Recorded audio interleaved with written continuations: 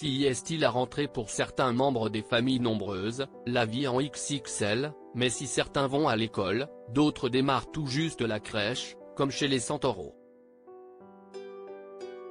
Les vacances sont, déjà, terminées pour tous les membres de l'émission Famille Nombreuse, la vie en XXL.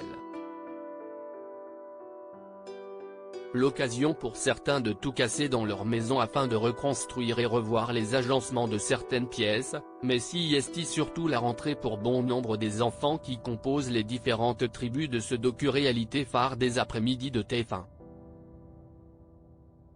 Qu'il s'agisse d'une grande première ou d'une reprise, l'école est souvent un passage compliqué pour tout le monde, et notamment les parents qui éprouvent tout de même un peu de stress.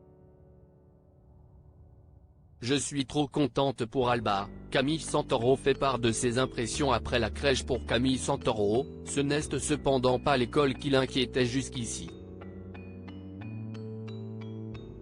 Alba a en effet fait ses premiers pas à la crèche depuis ce vendredi 8 septembre, laissant donc sa maman toute seule, le temps pour elle de gérer ses différents projets professionnels.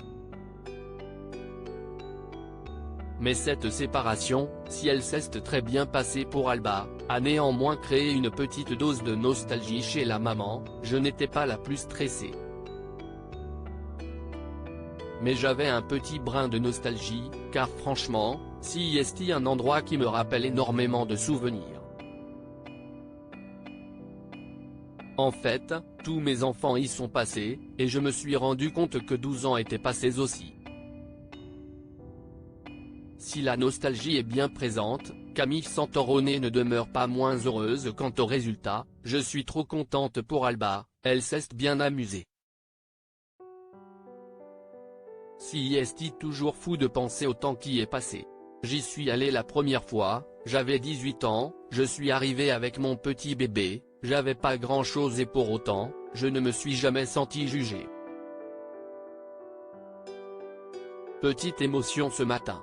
Camille Santoro nostalgique d'une certaine insouciance touchée. Camille Santoro se souvient sans doute d'une époque où l'insouciance était de mise, loin des problèmes auxquels elle a dû faire face ces derniers mois, notamment la mort de son père. J'aurais aimé avoir le temps de prendre le temps, de pouvoir vous parler avec le cœur un petit peu plus léger, avait-elle expliqué juste avant l'été, en larmes.